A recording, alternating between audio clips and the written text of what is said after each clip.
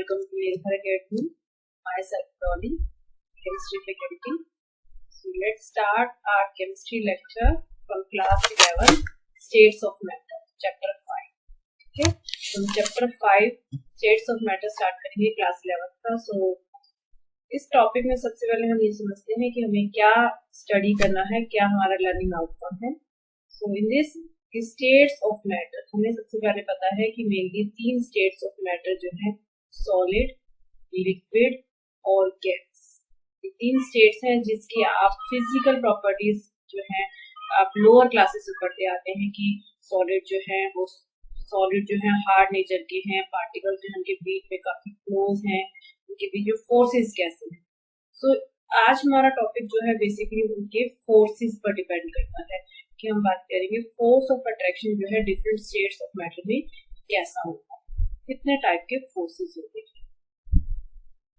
देखिए इसमें solid, liquid और गैस की हम एक जो जनरल कैरेक्टरिस्टिक्स है वही वो पढ़ लेते हैं कि मेन क्या होता है इसमें. सॉलिड जो होता है, जैसे कि हम कहते हैं कि एक अलमीरा जो है वो सॉलिड है, या फिर कोई हम पेन उठाते हैं हम कहते हैं वो सॉलिड है. तो क्या हम पता करते हैं क्यों हम कहते हैं अलमीरा को सॉलिड, और या फिर हम किसी पेन को अगर लेते हैं हाथ में तो हम क्यों कहते हैं कि वो सॉलिड नेचर. क्योंकि हमें देखकर पता चलता है कि उसकी डेफिनेट शेप है एंड डेफिनेट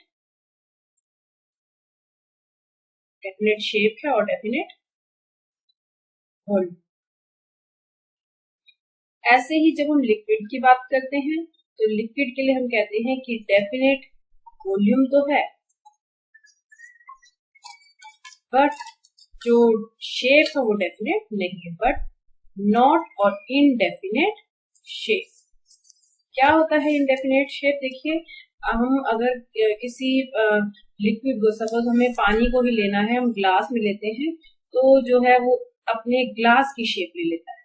यही अगर हम बाउल में लेते हैं तो वो बाउल की शेप ले लेता है. तो हम देखते हैं कि शेप जो है वो एक जैसी नहीं होती है ना. तो इसे समझ आ गया कि जो शेप है उससे हम कह सकते हैं, और वॉल्यूम से हम कह सकते हैं कि वो सॉलिड नेचर का है, लिक्विड नेचर का है, या फिर वो गैसेस नेचर का है. तो गैस में क्या होता है? गैस में तो दोनों ही चीजें जो है इनडेफिनेट होती है. Indefinite shape and indefinite volume.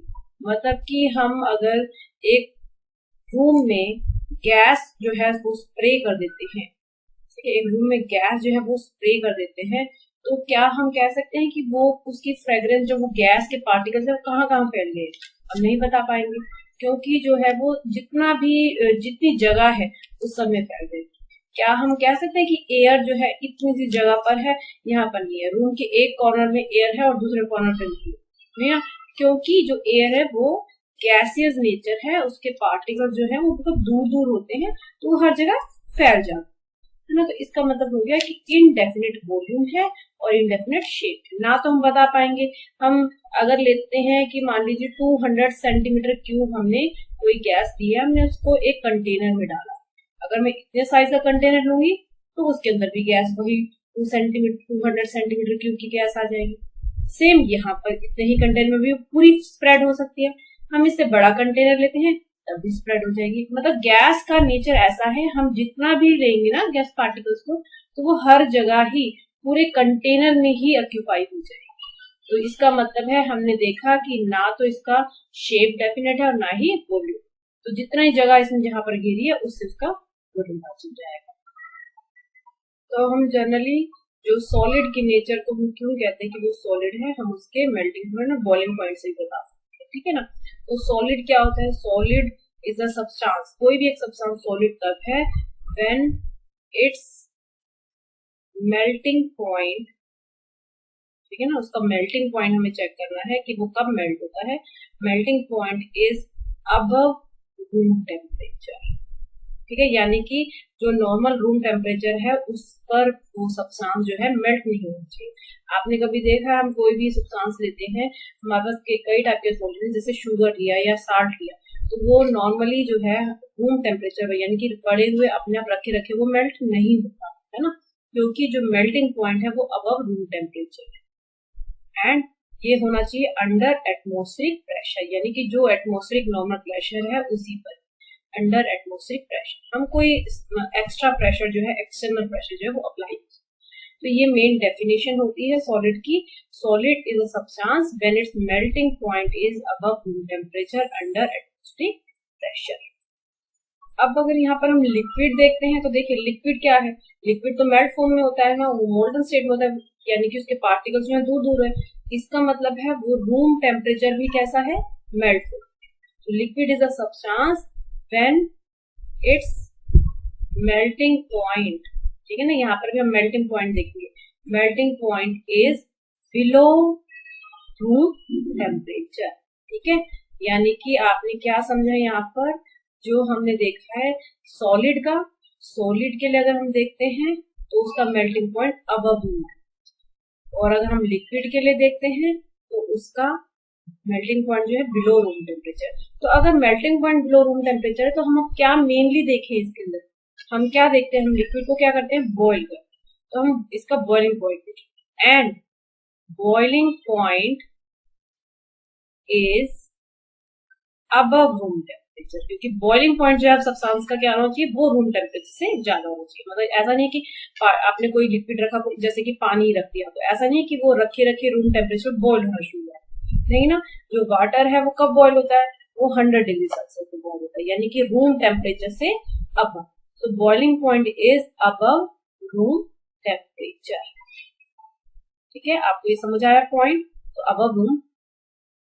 तो अब यहाँ पे देखिए गैस का, गैस के पार्टिकल, पहले तो ये समझिए कि जब बॉइलिंग पॉइंट लिक्विड का रूम टेम्परेचर से अबव होता है तो लिक्विड जो है, लिक्विड जो पार्टिकल है, अगर हम उसको बॉईल करते हैं तो वो किस में कन्वर्ट हो जाता है, कन्वर्ट हो जाता है वेपर्स, है ना, वो कन्वर्ट हो जाता है वेपर्स में। तो अबव जो है उस, जो हमारे पास कंटेनर है उसको छोड़ देगा, it will leave the container, और वो क्या बन जाएगा, वेपर्स बन जाएगा। तो वेपर्स फॉर्म कैसी फॉर्म है, गैसियस फॉर्म है ना। तो अब यहाँ पर गैस की क्या नेचर होगी, इसका मतलब गैस जो है वो कैसा है, उसका बॉइलिंग पॉइंट अगर रूम टेम्परेचर से कम है, क्योंकि अभी हमने बात करा लिक्विड जो है वो बॉयल होकर गैस बनता है, लेकिन अगर कोई चीज गैसियस ही है, इसका मतलब उसका जो बॉइलिंग पॉइंट है वो रूम टेम्परेचर से कम है, इसलिए उस रूम टेम्परेचर पर ही वो कैसा नेचर का है, वेपर्स फॉर्म में, यानी कि गैसियस फॉर्म में। तो ये कहेंगे गैस की क्या पहचान होगी, इसका मतलब कि its boiling point is below room temperature, ठीक है। इसका बॉइलिंग पॉइंट क्या है, बिलो रूम टेम्परेचर, और नॉर्मली एटमॉस्फेरिक प्रेशर पर, यानी कि हम कुछ एक्सटर्नल प्रेशर नहीं अप्लाई करेंगे, under atmospheric pressure. So these are definition of solid, liquid and gas. तो आज हमने क्या करना है, इस लेक्चर में हम आज स्टडी करेंगे कि माइक्रोस्कोपिक अप्रोच हमें स्टडी करनी है, कि क्या कैरेक्टरिस्टिक्स हैं जिसकी वजह से हम बात कर रहे हैं कि इनकी माइक्रोस्कोपिक अप्रोच करनी है, कि पार्टिकल जो है, ठीक है ना, इनके बीच में पार्टिकल्स जो हैं उनके बीच में कैसे फोर्सेस हैं जो उनको बाइंड कर रहे हैं, या इन बेसिकली अगर हम एक ही पार्टिकल की बात करते हैं और दूसरे पार्टिकल के साथ बॉन्ड की बात करते हैं जिस वजह से वो एक दूसरे क्लोज आ रहे हैं, तो हमें वो स्मॉलेस्ट माइक्रोस्कोपिक अप्रोच देखनी है। तो उस माइक्रोस्कोपिक अप्रोच के लिए हम आज स्टडी करेंगे इनके बीच के इंटरमोलिकुलर फोर्सेस के, ठीक है। So let's start with our intermolecular forces. तो क्या होता है इंटरमोलिकुलर फोर्सेस, देखिए अगर हम कहते हैं कोई दो एटम्स और या फिर कोई दो मॉलिक्यूल्स, हम एटम ही नहीं बात कर रहे हैं, हो सकता है देखिए यहाँ पर ग्रुप ऑफ पार्टिकल्स हैं, ये मॉलिक्यूल्स हैं। तो जब एक मॉलिक्यूल और दूसरा मॉलिक्यूल, ऐसे एक एटम और दूसरे एटम के बीच में कुछ तो फोर्सेस होंगे, या तो वो फोर्सेस होंगे अट्रैक्शन के, या वो फोर्सेस होंगे रिपल्शन के, है ना। या तो वो जो पार्टिकल्स हैं, जो मॉलिक्यूल्स है एक दूसरे क्लोज आएंगे, या फिर वो मॉलिक्यूल एक दूसरे से दूर आएंगे। तो दो टाइप के फोर्सेस होते हैं, force of attraction and force of repulsion. तो हम क्या लिखेंगे, द फोर्सेस ऑफ अट्रैक्शन और repulsion. So the forces of attraction or repulsion between constituting particles। जो पार्टिकल्स हैं, पार्टिकल कौन कौन से हो सकते हैं, यहाँ पर पार्टिकल्स हो सकते हैं एटम्स और मॉलिक्यूल्स, ठीक है। the forces of attraction or repulsion between constituting particles, atoms or molecule is called intermolecular forces. ठीक है, तो इंटरमोलिकुलर फोर्सेस जो है जरूरी है कि वो डिपेंड करेंगे उनकी फिजिकल स्टेट्स पर, उनकी फिजिकल नेचर पर, पार्टिकल्स कैसे हैं, कितने क्लोज है और कितना एक दूसरे से डिस्टेंस पर है, तो उनके डिस्टेंस पे भी डिपेंड करता है, उनकी शेप पे भी डिपेंड करेंगे। सो इस तरीके से जो इंटरमोलिकुलर फोर्सेस हैं वो 4 टाइप्स के हैं। इससे पहले आपको बच्चों एक चीज और बता देती हूँ, कई बार बच्चे बहुत कंफ्यूज हो जाते हैं कि वो इंटरमोलिकुलर फोर्सेस को ना अपने 9th के कॉन्सेप्ट और 10th के कॉन्सेप्ट यानी कि आयनिक बॉन्ड और कोवलेंट बॉन्ड पर ले जाते हैं, ठीक है ना, आयनिक बॉन्ड और कोवलेंट। तो ये चीज मैं बहुत जरूर क्लियर कर दूं, ठीक है। आयनिक बॉन्ड और कोवलेंट बॉन्ड क्या होते हैं? फॉर एग्जाम्पल मैं NaCl लेती हूँ, ठीक है, तो NaCl और इसके बीच में ये तो 2 आयंस हैं और आयंस के बीच में जो फोर्स बन रहा है वो आयनिक बॉन्ड है। ऐसे कोवलेंट बॉन्ड अगर हम लेते हैं CH3 CH4 लेते हैं, तो ये कार्बन और हाइड्रोजन के बीच में, तो ये तो एक मॉलिक्यूल है। यहाँ पर बात हमारे मॉलिक्यूल के बीच के फोर्सेस की नहीं हो रही, ठीक है, ध्यान रखिएगा। इंटरमोलिकुलर फोर्सेस का मतलब होता है 2 अलग अलग मॉलिक्यूल, यानी कि अगर हम मीथेन लेते हैं, ये एक मीथेन पार्टिकल और एक दूसरा मीथेन पार्टिकल, अब इन दोनों के बीच में कैसा फोर्स है कि हम बात करेंगे। ये जो एक तो मॉलिक्यूल होता नहीं है, हम बात करते हैं किसी गैसेस सब्सटेंस की, तो उसमें एक मॉलिक्यूल तो है नहीं, उसमें बहुत सारे मॉलिक्यूल्स हैं, तो वो सारे मॉलिक्यूल्स जो हैं वो आपस में कैसा फोर्स क्रिएट करेंगे, वो फोर्स हमें पता करना है, उनको इंटरमोलिकुलर फोर्सेस कहते हैं, ठीक है। तो इस तरीके से हमें देखना है कि होल्ड इनके बीच में कैसा है पार्टिकल्स के बीच में। सो इसलिए ये फोर्सेस जो है आयनिक और कोवलेंट बॉन्ड के कंपैरिजन में क्या होंगे? वीक फोर्सेस, ठीक है। तो intermolecular forces are weak forces, ये वीक फोर्सेस हैं क्योंकि ये जो है इनके बीच में नहीं है, ये एक मॉलिक्यूल के दूसरे मॉलिक्यूल के साथ, तो वीक फोर्सेस है, ठीक है। सो इंटरमोलिकुलर फोर्सेस जो है वो 4 टाइप के हैं। नंबर 1 से हम बात करेंगे डिस्पर्जन फोर्स। डिस्पर्जन फोर्सेस और इनको हम लंडन फोर्सेस भी कहते हैं, ठीक है, लंडन फोर्सेस। और भी नाम है इसका, इसको हम बोलते हैं इंड्यूस्ड डाइपोल फोर्सेस, डाइपोल। तो इसमें बिल्कुल भी कंफ्यूज होने की जरूरत नहीं है कि ये नए नए नाम कहाँ से आ रहे हैं, हम बिल्कुल इसको अच्छे से समझेंगे क्या डिस्पर्जन फोर्सेस है और क्या डाइपोल फोर्सेस है, इनमें क्या डिफरेंस है, बहुत इजीली आपको समझा। उसके बाद है डाइपोल इंड्यूस्ड डाइपोल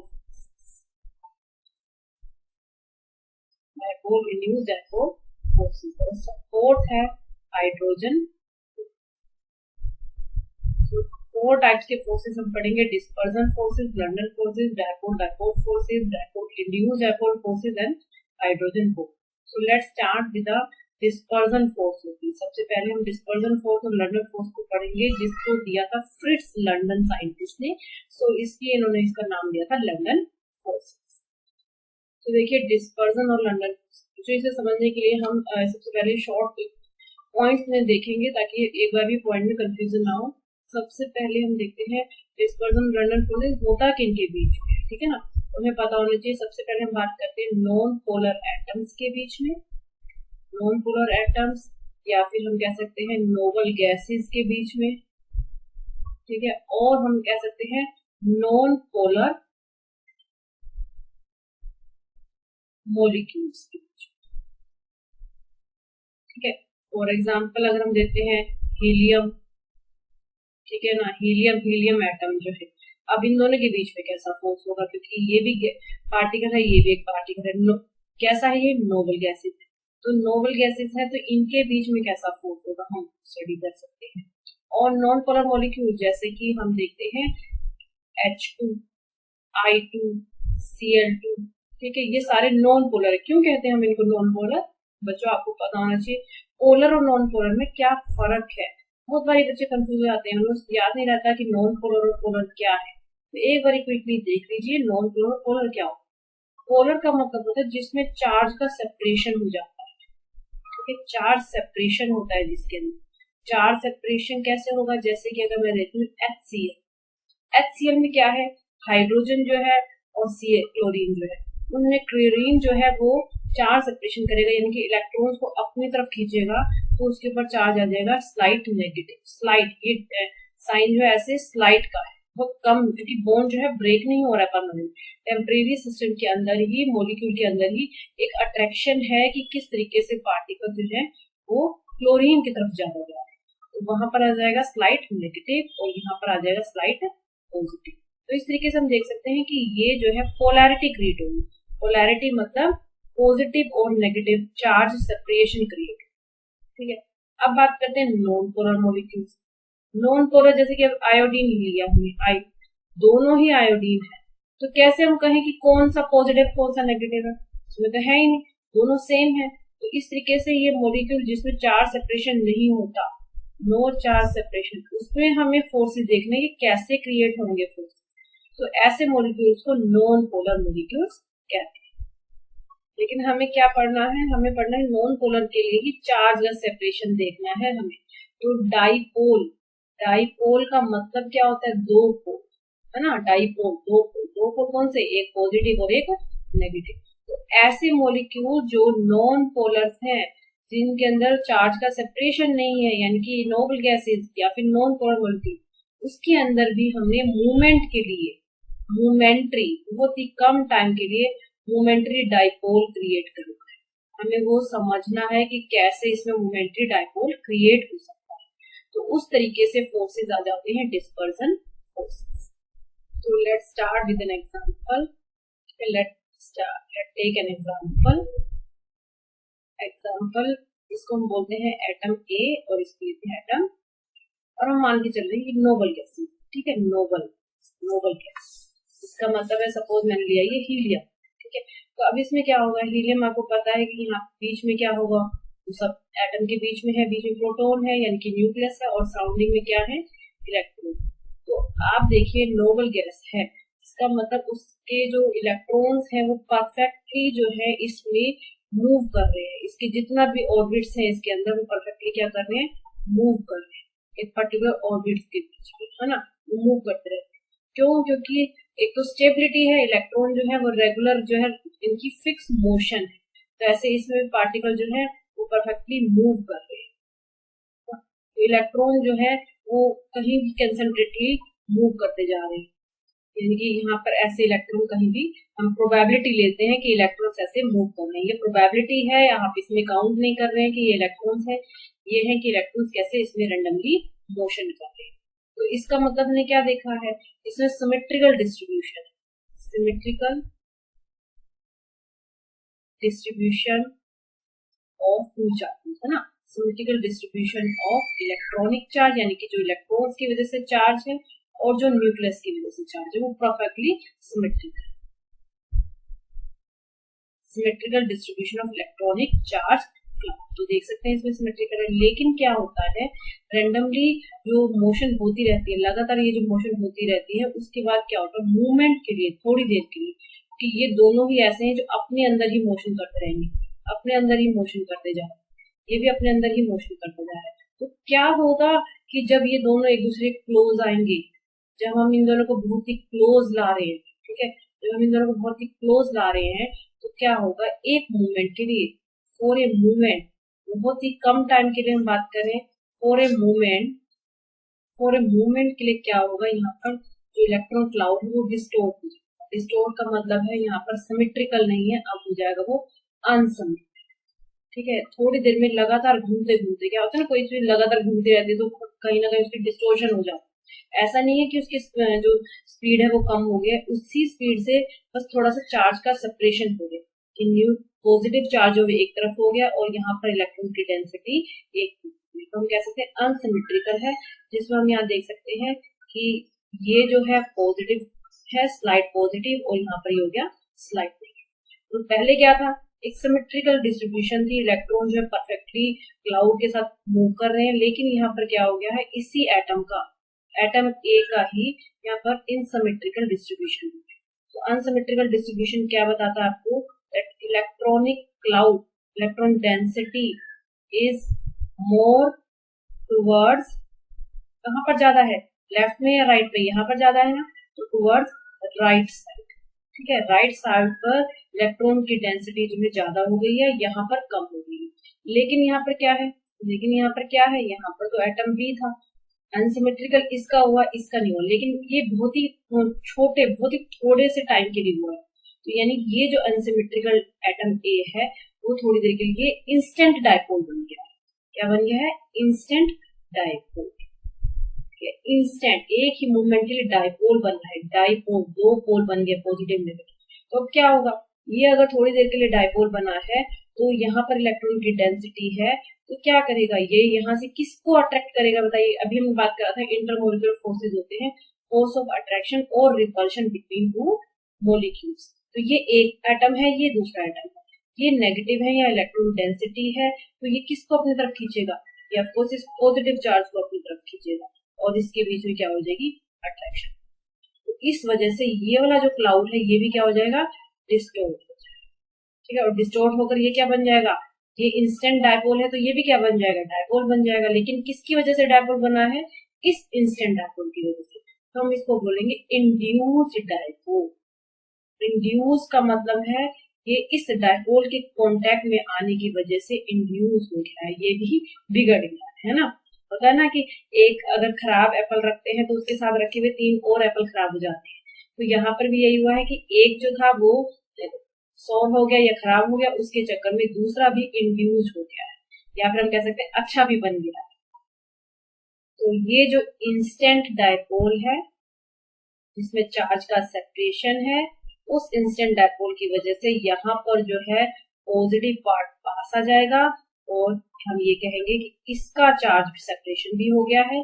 पहले ये इंस्टेंट डायपोल था, जब दूसरा वाला क्लाउड जो है, दूसरा एटम है, वो भी इसके साथ आने पर क्या बन जाएगा, इंस्टेंट डायपोल से वो क्या बन जाएगा, इंड्यूस्ड डायपोल। क्या बन जाएगा, इंड्यूस्ड डायपोल। उसमें भी चार्ज का सेपरेशन हो जाएगा, डेल पॉजिटिव डेल नेगेटिव। तो यहाँ पर इलेक्ट्रॉन की डेंसिटी, इसलिए ही इस फोर्स को हम दूसरा एक और नाम भी जानते हैं, यानी कि जब इनके बीच में जो इंटरेक्शन हुई है पॉजिटिव और नेगेटिव के बीच में, इस इंटरेक्शन को हम बोलते हैं डिस्पर्जन फोर्सेस। तो ये है इंस्टेंटेनियस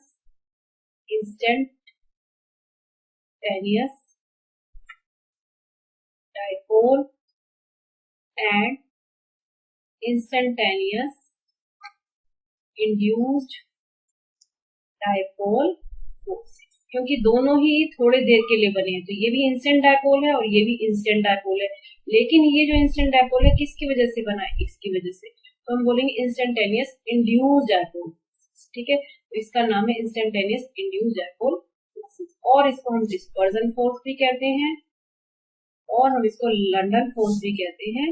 लंडन फोर्स आपको भी बताया कि क्यों कहते हैं, क्योंकि इस फोर्सेस को बनाने के लिए बताया गया बाय फ्रिट्ज लंडन साइंटिस्ट। तो उन्होंने ये फोर्सेस जो है वो फाइंड किए थे, जो कि एक जर्मन फिजिसिस्ट थे। फ्रिट्ज लंडन जो कि क्या थे, एक जर्मन फिजिसिस्ट थे। तो इन्होंने ही इसके बारे में हमें बताया है। अब आप चलिए इसके कैरेक्टरिस्टिक्स पढ़ते हैं, क्या इस फोर्सेस में हम पढ़ेंगे। तो ये क्या करते हैं, इनकी क्या कैरेक्टरिस्टिक्स है, अगर हम टेम्परेचर लो कर दें, तो एट लोअर टेम्परेचर, ठीक है, एट लोअर टेम्परेचर जो ये नॉन पोलर सब्सटेंसेस हैं, ठीक है, हम उनको इस फोर्सेस के हेल्प से, नॉन पोलर सब्सटेंसेस जो है वो लिक्विड भी बन सकते हैं, और लिक्विड के बाद फ्रीज होके सॉलिड भी बन सकते हैं।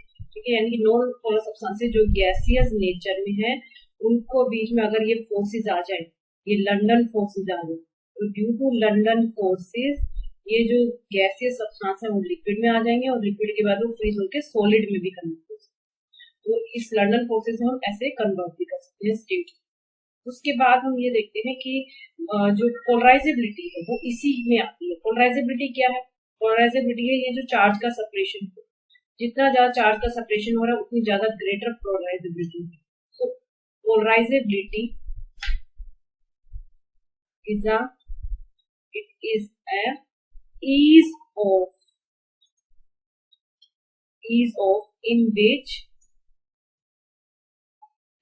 Electronic distribution.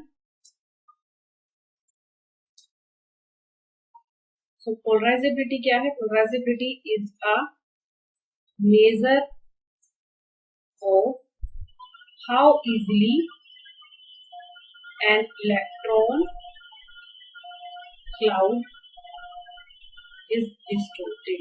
तो किस तरीके से इलेक्ट्रॉन क्लाउड जो है वो डिस्टोर्टेड हो जाता है इन एन इलेक्ट्रिक फील्ड, यानी कि अगर हम उसको पॉजिटिव और नेगेटिव के नियर लाते हैं तो कैसे जो है इलेक्ट्रॉन क्लाउड का सेपरेशन हो जाता है, चार्ज का सेपरेशन हो जाता है.